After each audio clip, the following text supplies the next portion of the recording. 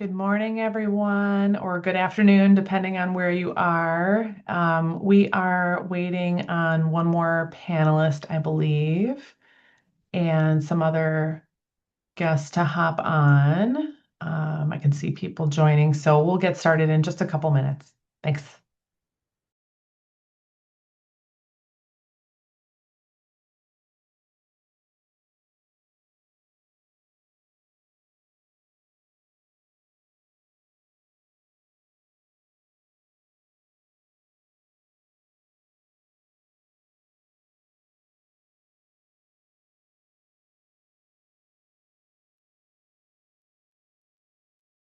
Hey, Carrie. Hey, Christina.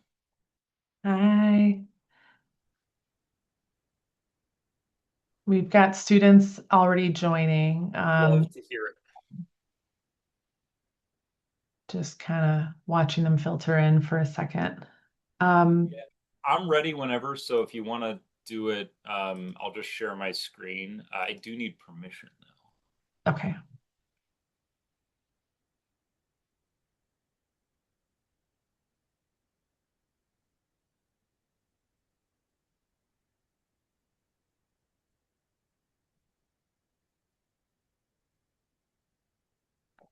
And I'll share my presentation. Yeah, should be good to go whenever folks are in.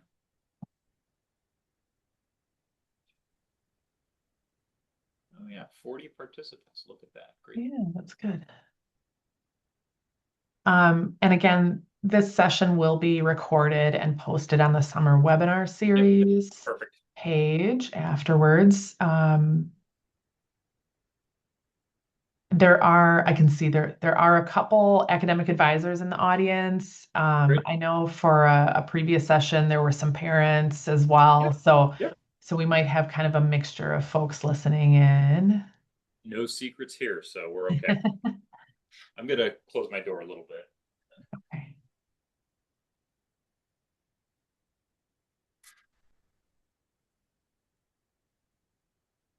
And then we'll maybe kick things off in, I don't know, 2, 3 minutes once folks have a chance to trickle in.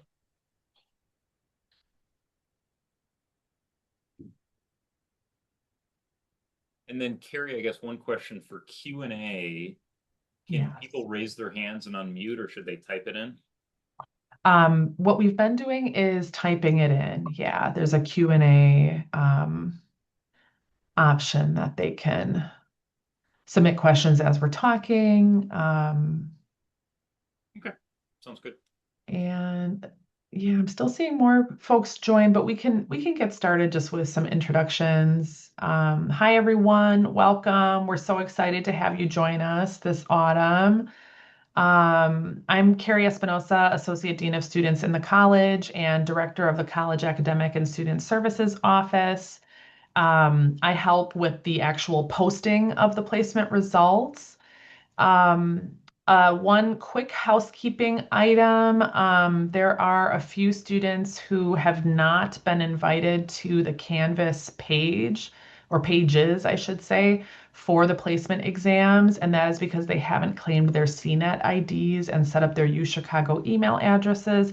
So if that happens to be you, please go ahead and work through those steps or consult your admissions representative if you need some assistance with that process.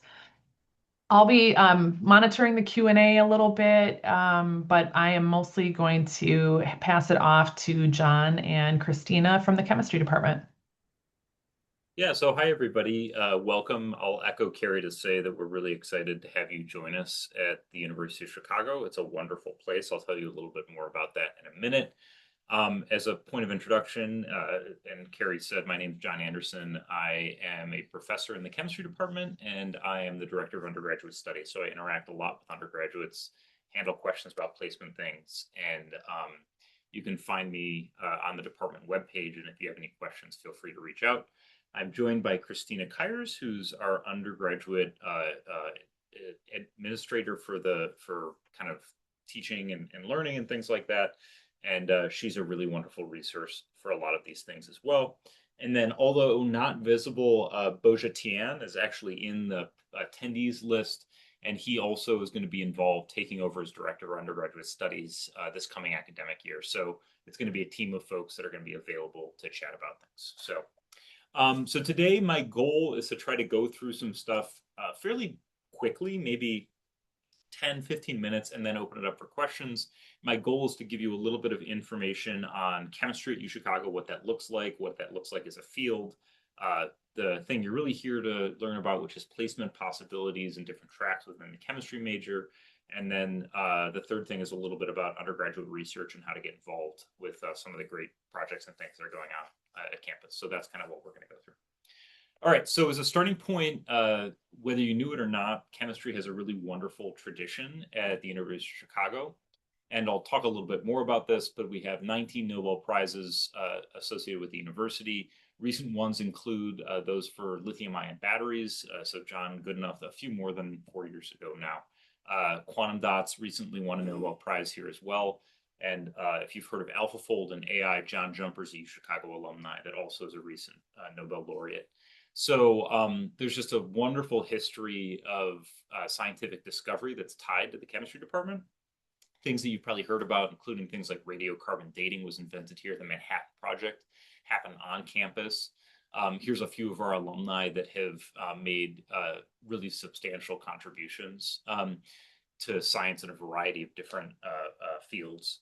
One of the things that I want to kind of echo is, again, this Nobel legacy. Here's a list of various Nobel laureates in chemistry who have been affiliated with the university and the chemistry department in some way, shape, or form. I mentioned Munji Bawendi, who's a PhD, and John Jumper, who's also a PhD, recent Nobel laureates from our department, which is pretty cool. With regard to undergraduates specifically, one of the cool things about our undergraduate majors is they go on to do wonderful things in science. So here's actually a list including our current president, who is a chemistry undergraduate here, graduating in 1981. So our chemistry undergraduates, not just our PhD graduates, go on to do really, really wonderful things in science, make incredible discoveries. And one of the cool things about being an undergraduate in our department is that you get to join that legacy. And as I'll tell you, our undergraduates go off to do incredible things. Okay, the last little thing that I'll say is that UChicago is a very, very interdisciplinary place, and that means there's a lot of opportunity to overlap with related institutes. We have a lot of students that double major in molecular engineering or biological sciences, physics. The James Franck Institute kind of bridges this, Institute for Biophysical Dynamics. Argonne is a huge resource. So there's really a lot of opportunities to bridge with affiliated university or institutes and things like that, both in research, but also in classes and education. Okay, so the last thing I want to talk about briefly is chemistry. So if you pull up Wikipedia, this is what it says. It's not a terrible summary. But I think one of the cliches is that chemistry is called the central science. And that's because it bridges, as I said, to all of these different areas. And we can generally think about chemistry really falling into 5 buckets that are kind of shown here. Analytical is one that you might add to this as well. But each of these has its own distinct flavor. So chemical biology studies how chemistry can be used to modify living systems, enzymes, bacteria, humans, etc. Organic chemistry is really worried about synthesis. How do we make compounds? How do we control stereochemistry? Can we come up with new reactions, catalytic processes? Inorganic chemistry is, again, focused on catalysis, transition metals. How do we make unusual compounds? And this bridges to materials chemistry, where there's a lot of physical properties that you're familiar with that are fundamentally enabled by the structure and the design of materials. And then we have a really strong physical chemistry component in our curriculum and in our research. And this is really related with measurements, spectroscopy, theory. How do we understand things at a fundamental level? How do we understand the mechanics of how something is happening, right? So if you decide to pursue a chemistry major at UChicago, we have 4 major degree programs. The first is a BA in chemistry, which is your gen ed requirements and then 13 courses. The next most kind of rigorous course of study is a BS in chemistry with a specialized track. So we have specialized tracks around those 5 areas that I was talking about before. And these are your gen ed requirements plus 15 courses, one of which needs to be a graduate course in a specific track. We also have the ACS accredited BS in chemistry, which is our most kind of rigorous pure chemistry degree. This covers all of the areas of chemistry. So the tracks allow you to specialize more in a specific area, while the ACS accredited degree gives you really the full breadth of courses in our department. And this is your Gen Eds plus 18 courses. And then your BS in biological chemistry is joint between chemistry and biological sciences. And this is your Gen Eds plus 19 courses. And this is shared with biochemistry and molecular biology, right? In addition, oh, this should read 4 degrees. My apologies. In addition to those 4 degrees, we also offer a 3+1 program where you can get your bachelor's and your master's in 4 years. And that's very popular for a lot of students. As I mentioned, a lot of students double or triple major with allied and related areas. Here's a few of those, but that number is constantly kind of increasing. And then we also have a minor in chemistry. So this includes the third quarter of general chemistry plus 4 200 level courses. As a message to all of you in your first year, many other majors require general chemistry. So you should take that in your first year. And one of the hard truths I think about majoring in the sciences at UChicago is that you should take chemistry, physics, and mathematics in your first year if you can. You really want to get those prerequisites done. So that's something that you should really try to plan around. Getting towards placement in general chemistry, there are 3 main sequences, really only three sequences that students can enroll in. These include introductory general chemistry, comprehensive general chemistry, and honors general chemistry. So comprehensive general chemistry is by far the most common placement, and that's where most students will end up. If you do well on the placement exam or have AP 5 credit, you can place into honors general chemistry.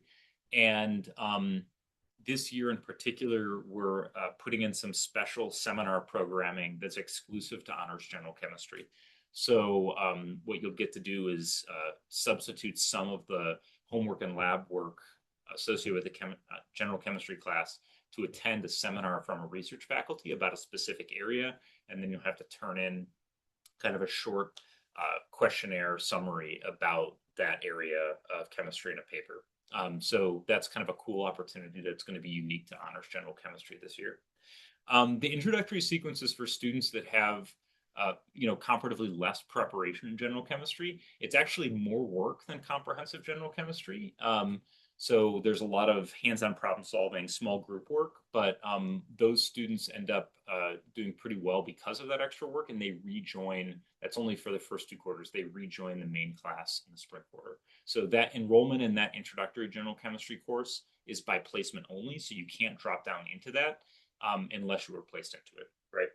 Kind of shown here in bold is you are strongly recommended to stay with your placement. We've done this over many years, and we have kind of a well-oiled machine actually carrying out just doing this last week to really try to put students in a place where they can succeed, right? If you are interested, for instance, in taking honors general chemistry, definitely reach out. We do have students that switch into that, maybe you're around the cutoff or something like that, and that's another sort of possibility. So in addition to that, if you place into honors general chemistry or you have an AP 5 credit, we will automatically enroll you in the chemistry advanced placement exam, or the CAPE. And what this allows you to do is actually to completely skip general chemistry.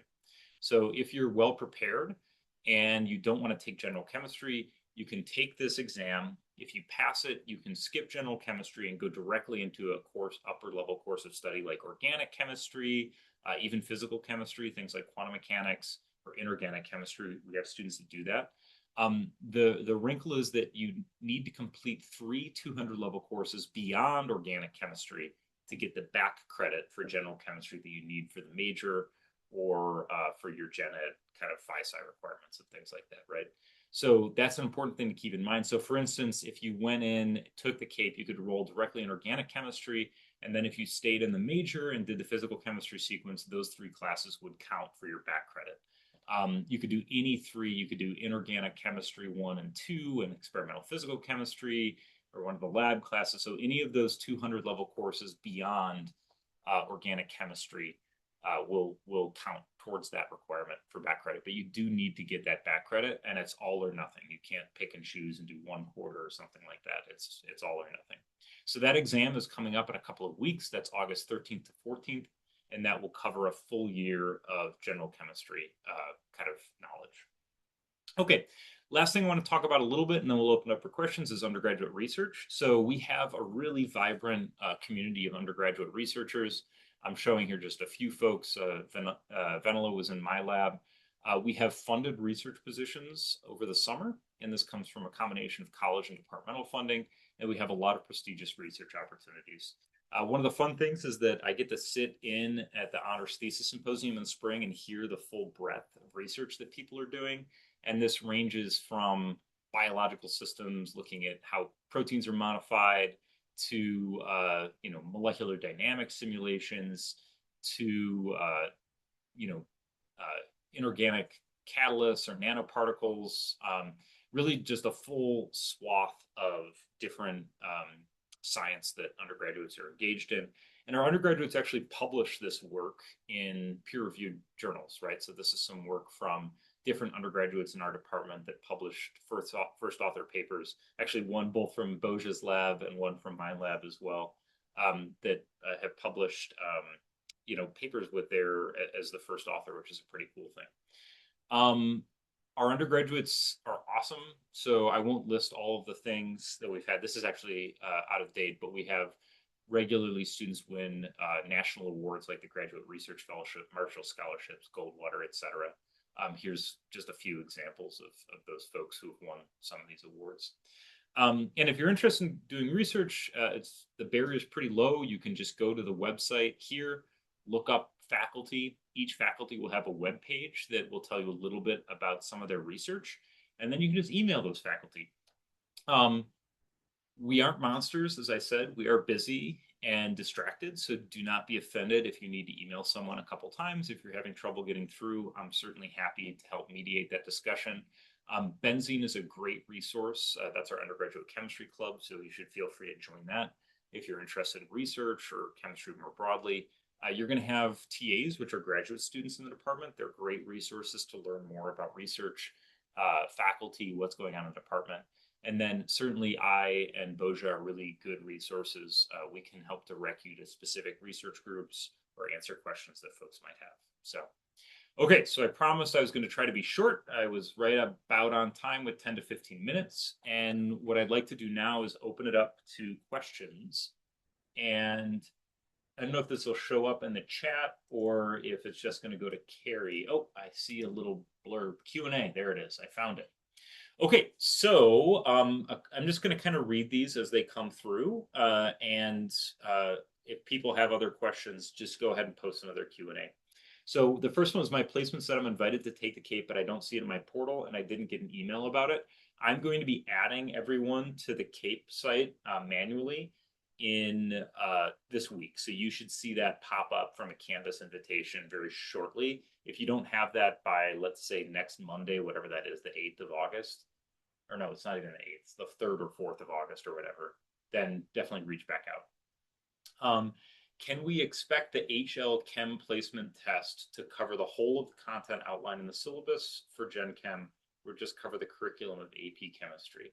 So by HL Chem placement test, I'm going to interpret that as referring to the CAPE, and the CAPE will cover everything in the syllabus for general chemistry. It will not just cover AP chemistry, right? So I would focus more on the syllabus for general chemistry. Okay. All right. The next one is, how does the honors organic chemistry compare to the standard track? Great question. So the honors organic chemistry track is, I won't say new. We've had it in many different iterations, but what I'm excited about is we've really cemented in a year-long sequence that has dedicated lab classes. So you get to do different and more exciting lab classes.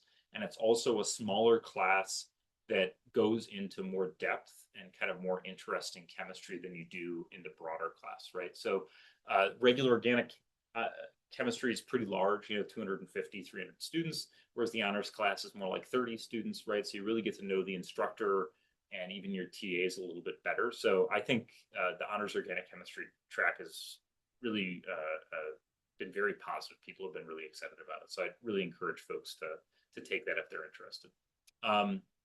Okay. Next one is Emma, who's asking, is everyone taking CAPE at the same time if traveling abroad? Yeah, so it's a good question. So the way that the CAPE is set up is you have like 2 hours, I think, to take it. And it is any time within a 48-hour period from 12 o'clock or 12:01 a.m. on the 13th till midnight or 11:59 on the 14th, right? So there's a 48-hour period. If you're in a different time zone, it's totally fine. You can log on and you have 2 hours to take it.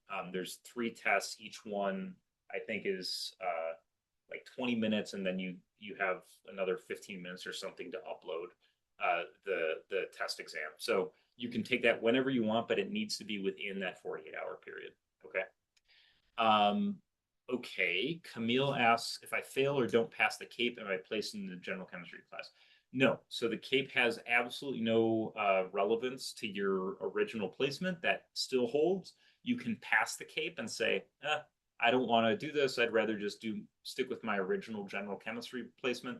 Totally fine. If you don't pass the CAPE exam, then there's no penalty. You still stick with your original placement. So there's no penalty to taking the CAPE. It really just gives you the opportunity to skip general chemistry if you're thinking about even a minor in chemistry. It's a really kind of great option. So, okay. I'm talking a mile a minute, which is not uncommon for me. Other questions that folks have? No pressure, but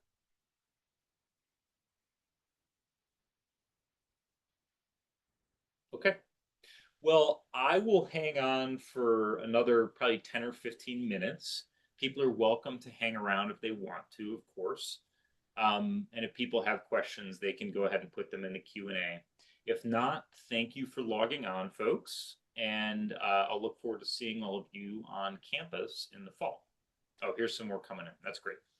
All right, so another question is, do you learn the same amount of material in a shorter amount of time in the honor sequence? I would say that in the honor sequence, you learn more material in the same amount of time, if that makes sense, right? So I think there's a little more assumed knowledge. They move through things a little bit faster, which lets you kind of see more material than you would in the regular sequence. Okay. All right. Felipe asks, is there any way we can study for the CAPE? I think, going over your chemistry curriculum from your undergraduate or from your high school times, I should say, I don't think that the AP chemistry material is a bad proxy. So you could certainly study the AP material again. I think that'd be totally fine. Um, and yeah, so those are all good things to study. All right, so someone asked about the OChem placement exam. There really isn't a placement exam for organic chemistry. I think that folks typically are placed into the regular sequence of organic chemistry if as a default, and then we usually, for those that have taken general chemistry, take folks who have gotten an A or upper, good grades in general chemistry and offer them a spot in the honors class. If you do place out of general chemistry and you want to enroll in the honors version of organic chemistry, that's usually okay. And we'll just coordinate with the organic chemistry laboratory director, Dr. Valerie Keller, who can help place you into those. Okay. If I submitted my chem placement late, will that disqualify me from taking the CAPE? It will not. So we kind of process those quickly as they come through. And once you have your placement, we will enroll you in the CAPE exam. And again, if you, for some reason, haven't gotten that link or you don't know, just send me an email and I can get you placed into that Canvas page for the CAPE, 100%. Okay, good question. What is the accredited chemistry major track compared to the others? Why would a student want to do one track over another? Yeah, it's a great question. So these specialized, I'll start with the specialized tracks, which are less courses, but you have to take a graduate course. So we added those just a few years. Really, the last year was the first year they were officially live, or maybe it's been 2 years now, I forget. At any rate, those were instituted specifically such that students who wanted to focus on a sub area of chemistry could do so, right? So let's say hey, I want to go work for Moderna and make the next mRNA vaccine or whatever, right? That's a pretty specific area. And what the specialized tracks let you do is take fewer classes that are more focused on, for instance, chemical biology. You have to, as part of that major, degree, take a graduate level class in chemical biology. And that would let you really tailor your curriculum towards a specific area. The ACS accredited track is, again, accredited by the American Chemical Society, and it is comprehensive, right? So that will cover all of the areas of chemistry that I talked about in the beginning of the class. That's the degree that I got when I was an undergraduate here, and I think it's a great degree. So my default would be encourage folks to do the ACS accredited track, but depending on folks' interests or even the space in their schedule, that that can sort of change. So my default would be to encourage the comprehensive track, but the specialized tracks are great too if you're interested. Okay, someone asked, do you recommend taking honors general chemistry if we don't intend on majoring in chem? For example, if you intend on majoring in physics or Meng. I think that the honors class is good. I think it's a good class. It's rigorous. It moves at a faster pace. I think if you've got a strong mathematical background, so for instance, if you're thinking about majoring in physics, it is a great class. So I would encourage folks to take it if you're thinking about it, especially since there's a little more content and you get to see kind of more cutting edge stuff.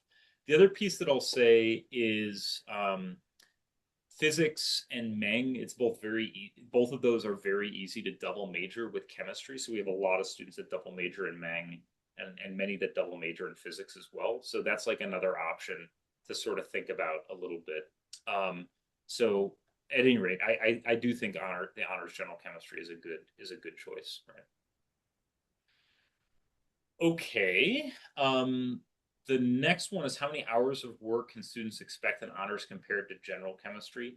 So I think, yeah, it's a good question. It's more work, I would say. I don't want to sugarcoat stuff. I think that it moves faster. There's maybe a expectation that students are a little more not independent, but that you've seen some of the things before, so you can move a little bit more quickly. I think I think there is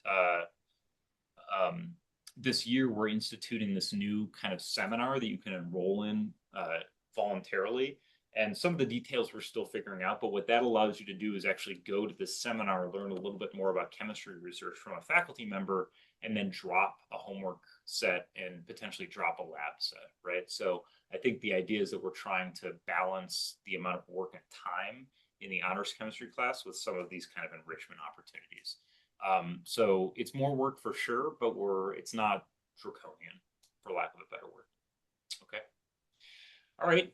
Felipe asks, is there a chem advising, like math advising? I mean, yeah, that's me. So yeah, I think if you have questions, feel free to email me. I meet with students pretty regularly. There's a ChemDUS email address that you can send questions to as well. I don't know that there's office hours per se, but I do have standing times that I can meet with students. So I think the short answer is yes, there's definitely advising available, right?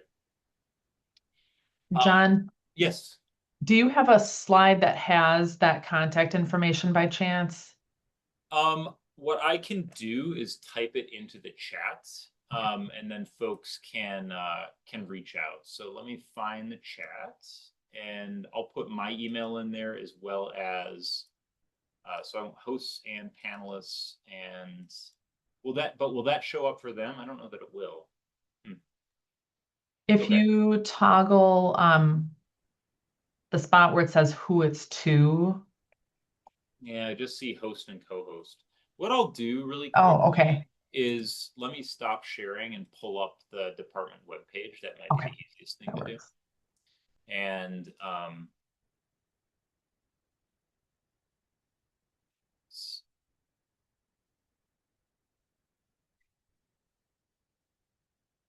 so on the webpage, I'll share this really quickly. So the webpage has all that information on it. and I'll kind of show it here. So is that showing up for folks? Okay. So if you go to chemistry.uchicago.edu under academics undergraduate, that'll take you to this page. All of the information about courses, the degree programs, etc., are listed here. And here are the contacts, right? So the kind of central list for advising is here, chemdus at list.uchicago.edu. I'm listed here as well as a few other folks. This will be updated over time, of course, but all of that information can be found on this page. So these are all good contacts. Okay, and I'm seeing another question about the OChem placement exam. So again, I'm not sure what, maybe send me an email separately. I don't know, there isn't really an OChem placement exam. So maybe send me an email separately and we can chat about that. Would you recommend honors chemistry if you're working towards a Meng degree? I think the honors chemistry class is a great class, so I'd encourage folks to take it if you're placed into it. I think again, it's a smaller class, more chance to interact with the instructors. Yeah, so my default would be to suggest folks that take honors if they're thinking about it, right? All right, next question is, would employers recognize the comprehensive track as just as rigorous as a specialized track? It's a good question. So I wouldn't worry so much about that per se. So we offer a BA degree, the specialized track BS degrees, and the comprehensive track BS degree. And some schools only offer a BA, right? So you could go to a lowly school like Princeton, right? And they don't have a BS in chemistry. They only have a BA in chemistry. So I don't know that employers or even graduate programs or anything like that will necessarily look at the actual degree. I think what they'll look at is what courses you've taken, right? So they'll have access to your transcript and say, have you taken courses in this area? Like, have you studied in stuff that's relevant to what you would do here? And that's where I think picking a track, whether it be comprehensive or specialized, based on what you're interested in is probably the right thing to do as opposed to worrying about it necessarily from the context of an employer.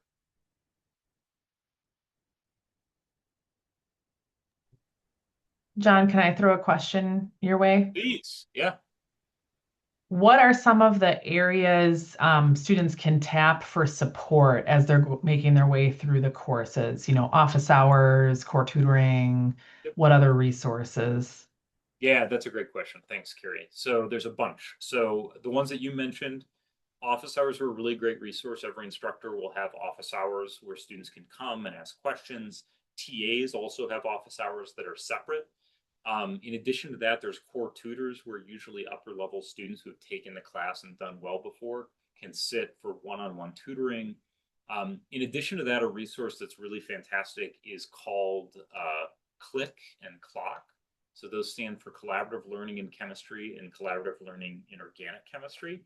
So these are basically team-based small group learning programs that are 0 credit, things that you can enroll in, and you effectively have 1 2-hour session a week where you can get together in small groups, work on problems that are based on the coursework that you're seeing in the main classes.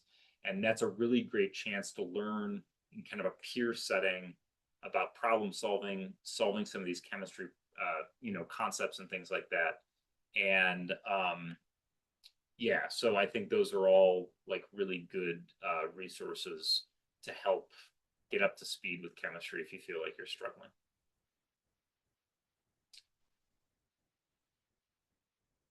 Okay, I see Carrie is typing. The short answer is if you have a question about OChem, then yeah, just send me an email. Maybe I have some emails coming in now, which is fine. But yeah, just send me an email for sure. I think I can answer most of those questions.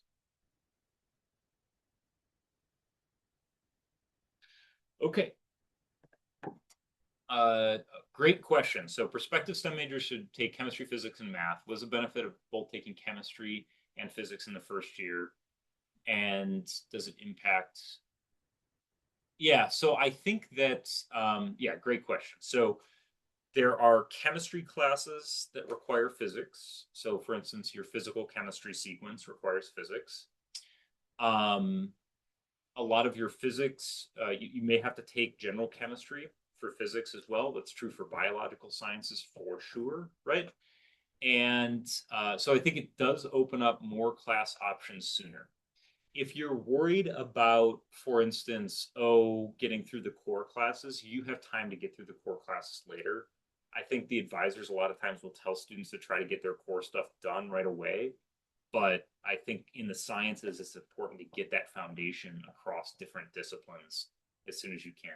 You can do physics in the second year too. That often works out fine. Like you're doing general chemistry in the first year, physics in your second year, and then you can do the physical chemistry sequence in your junior year.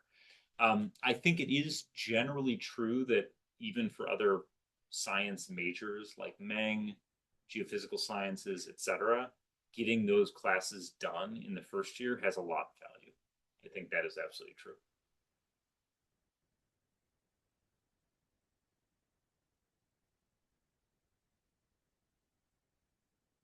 Okay, other questions from folks? We have a number of folks hanging around, which is totally fine. I will let me stop sharing briefly. Any other questions?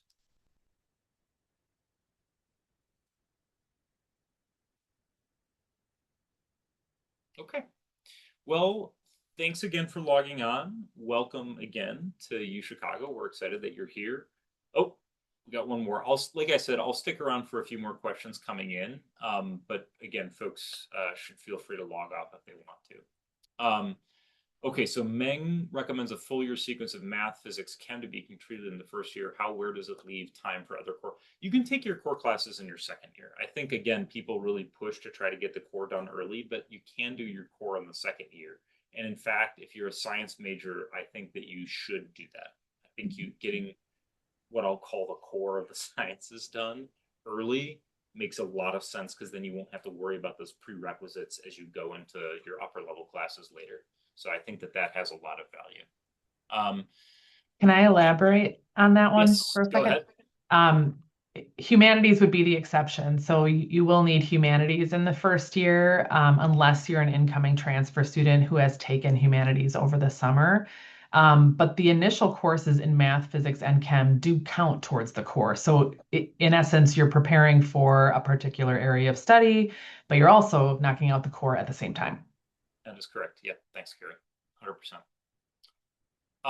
And then a good question about labs. So labs do not start week one. They usually start week two, but there is safety training that happens during week one. So it's really important to do ad drop, find your lab section, everything, and be settled during week one because they start week two. One thing that students get a little confused about is that ad drop goes for 3 weeks, but not in chemistry classes, right? Because you need to get into a lab section, you really can only ad drop and switch things around in week one. So that's an important thing to keep in mind. What textbook does Gen Chem use? So Honors General Chemistry uses Oxtedy is the textbook. The regular general chemistry sequence actually uses an online open textbook. I'm blanking on the name of it. I want to say OpenStax, if I'm not mistaken, I think is the name of the online textbook. But the goal is to try to keep that cheap for students and make it kind of openly accessible. So in the main sequence, they use OpenStax, if I'm remembering the name correctly.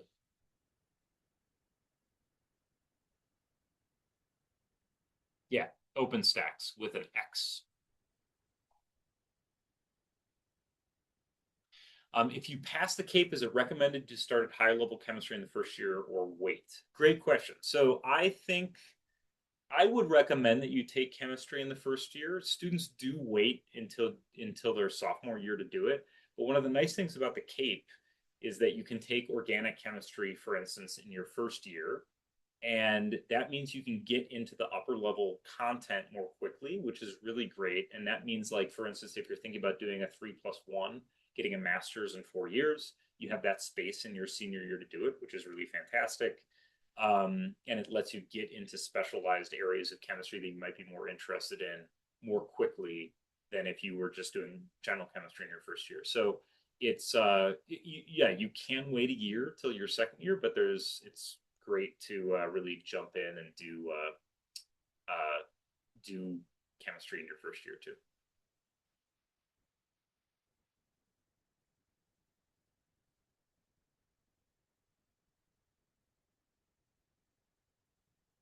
All right, a few folks are trickling out. We'll hang on for a couple more minutes if there's other questions that come in. I'm just gonna check my email to see if there's any. No, nothing yet. All right, it'll come later.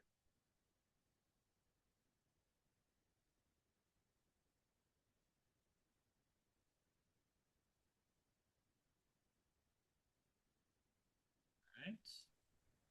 All right. Well, if there are no further questions, we can wrap up. Oh, one more again. Um, I think this will probably be the last question, and then if you have additional questions, feel free to reach out to any of the contacts that John mentioned. John, do you want to tackle this one, and then we'll say our goodbyes? Yeah, that sounds good. And if people have other ones you want to type in real quick, go for it. We can crank them out. So yeah, great question. What makes the UChicago Physical Sciences degrees unique? Is the Meng program more an attempt to offer something in engineering? It's a very philosophical question. I'll give you maybe more of an answer than you want. So historically, UChicago was the ivory tower of the ivory tower, namely that no engineering degrees were offered, right? About 10 years, little over 10 years ago, President Zimmer decided that a new initiative at the university would be to offer for the very first engineering program at the university, period. Um, and that is molecular engineering. Now, as a chemist, you may ask, what is molecular engineering? And I would say molecular engineering is chemistry. Um, but what it functionally is at UChicago is a lot more chemists, physicists, biochemists on campus doing research and a really collaborative sort of environment. There's a lot of faculty that are jointly appointed between chemistry and Meng. So it's really a very interdisciplinary hub of research. I think a lot of students come in thinking about Meng or thinking about chemistry, and what ends up happening is a lot of those students double major because there's a lot of similarity between the curriculums. There's classes that you can double count between the two curriculums. And we have students that are chemistry majors that do research in Meng labs, and we have students that are Meng majors that do research in chemistry labs. So there's really a lot of overlap between physical sciences division and Meng. So I think yeah, it's strength in sciences generally at the department. I would view it more as like a big melting pot of science as opposed to any of these specific buckets.